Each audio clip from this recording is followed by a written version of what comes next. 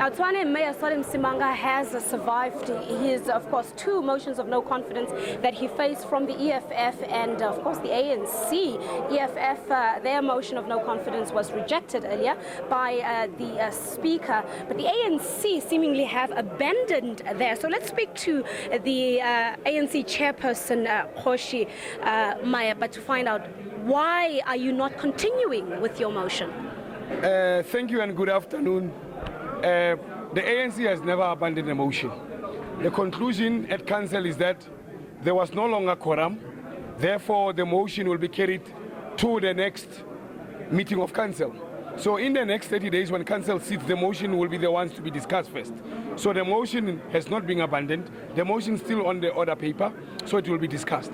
But when we spoke to the ANC right after the EFF walked out, and that was Councillor Kgosi Maepa, who was very confident, saying that you're going ahead, you want to fight for the people of Tshwane, and whether you win or lose, you're going ahead with your motion. Why are you not putting it up for vote and go ahead with it?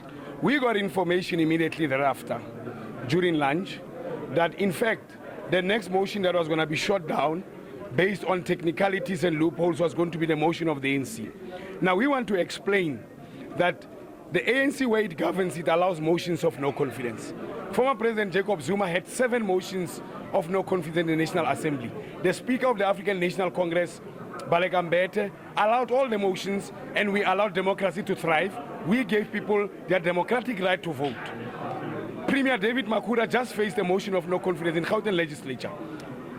The Speaker, Mentombi Mihwe, allowed the motion to go ahead, and members of legislature voted because everyone has a democratic right. When we come to the city of Tshwane, the motion is not allowed. There are technicalities raised. The EFF says, can we be given a chance to explain our motion? They are not given chance. They have to walk out. The Speaker doesn't give them an opportunity. What we are asking as the ANC is that we must be given a fair right, our constitutional right to vote. The best thing that the Speaker can do in any situation is to ask legitimately elected, democratically elected councillors to whether vote left or right, or to give the EFF to substantiate at least their motion and give reasons why. I mean, the councillors of the DA themselves say, no, the motion of the ANC was well motivated. They say it in open council on record. Now, what we wanted is just to be given opportunity to substantiate and say why we want the motion and follow the rules and orders of council. The ANC is not new in council. The ANC was running this council. To a large extent, almost all those rules there were written by the ANC. So we understand the law and we respect democracy. The only thing we want to do is that people must get their right to vote. And we must never be disenfranchised simply because there was technicality raised there and there without even giving opportunity for the other side. You are now threatening to go to court. On what grounds? We will join the EFF in court because we want to ask an independent institution. We have an independent judiciary in this country that is trusted by people. So we trust that if a judge can come to a different conclusion where they force the Speaker to table the motion, the ANC would like also their motion to be tabled honestly and fairly and get an opportunity to respond and say why they want the motion and why will they bring in the motion in the first place. That's simple. The Speaker should just allow motions to go ahead. When the EFF walked out, you also gave up. Were you banking that much on the votes of the EFF? The ANC never walked out because of banking with anyone. The ANC explained the reasons why it could not go on, simply because the Speaker was not allowing democracy to thrive in council. But you could have taken a chance. You didn't. We don't want to take chances in a democratic society where people should be given right to express their view. The ANC and EFF wanted to express a view in terms of how they felt about the mayor, so the only thing is to give them a right to speak. You only have, 90 days before you can perhaps table your next motion? No, we have 30 days, as I explained earlier. The motion still sticks on the order book. So the Speaker in the next 30 days, she's obliged now to take the motion again because the motion never lapsed. The motion doesn't lapse because there was no quorum.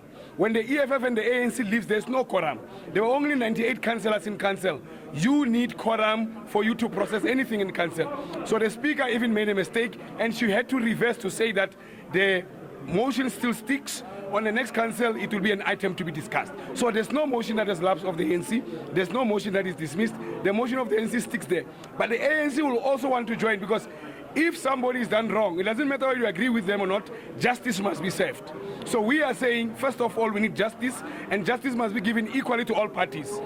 With what we saw happening, how much confidence do you now have in the Speaker that she will do the right thing and justice will prevail, as you're mentioning, and fairness will prevail? As we said, we are going to court. We don't want to mix issues.